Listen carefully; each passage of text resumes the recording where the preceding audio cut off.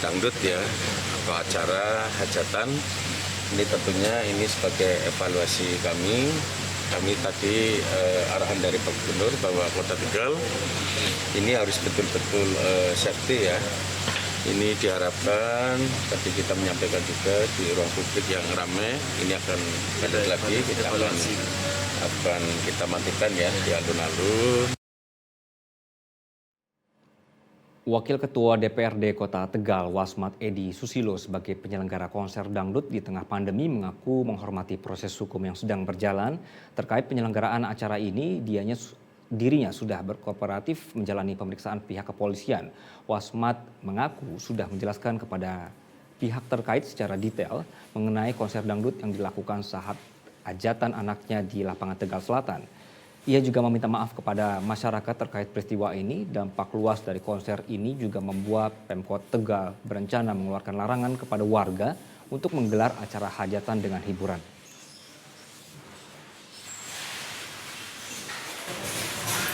Itu dari hasil tes rapid dan juga swab yang dilakukan terhadap Wakil Ketua DPRD Wasmat Edi Susilo, penyelenggara konser dan juga 6 anggota keluarga lainnya yang tinggal serumah, hasilnya adalah non-reaktif dan negatif COVID-19.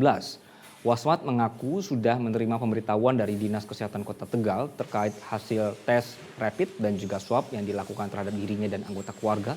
Wasmat sendiri sudah meminta maaf kepada masyarakat Kota Tegal atas kehilafannya. Ia mengaku sudah jauh-jauh hari merencanakan penyelenggaraan acara ini, yakni setahun sebelum, dan sudah merencanakan hajatan tersebut sebelum adanya pandemi.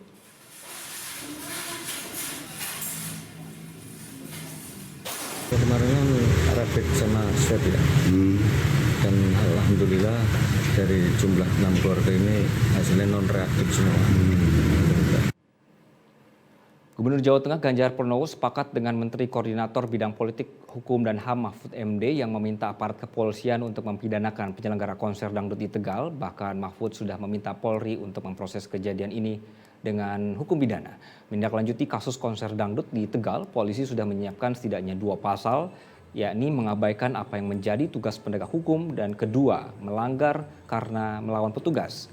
Ganjar menjelaskan 2 pasal yang disiapkan ini sedang diproses dan semoga bisa berjalan sehingga apapun yang diputuskan hakim akan menjadi pembelajaran yang baik.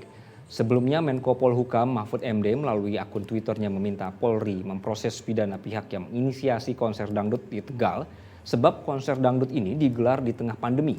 Mahfud juga berharap partai politik turut menindak kader yang diduga terlibat acara itu mengingat semua sudah berkomitmen di DPR terkait hal tersebut.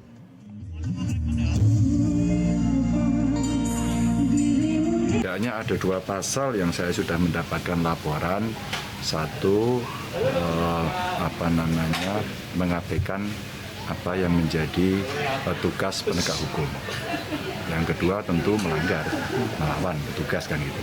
Kalau nggak salah ada 2 pasal yang sudah disiapkan oleh kepolisian. Dan mudah-mudahan memang proses ini bisa berjalan. Apapun nanti yang akan diputuskan oleh hakim, menurut saya ini akan jadi pembelajaran yang baik. Pemkot Tegal melarang izin hajatan yang menggelar hiburan termasuk dangdut dan juga organ tunggal. Pemkot berencana akan mematikan lampu kota dan menutup sementara objek wisata serta tempat hiburan malam seperti kafe. Pelarangan hajatan dengan hiburan akan diberlakukan mulai 1 Oktober. Tempat wisata juga akan ditutup sementara untuk mengurangi penyebaran virus corona di Kota Tegal.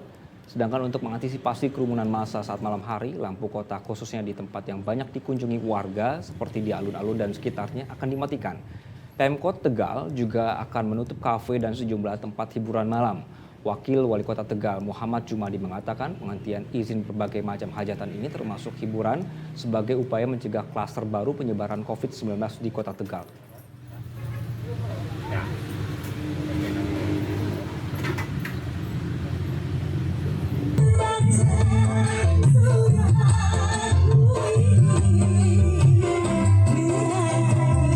Pemerintah Kota Tegal mengevaluasi semua kegiatan terkait dengan hajatan.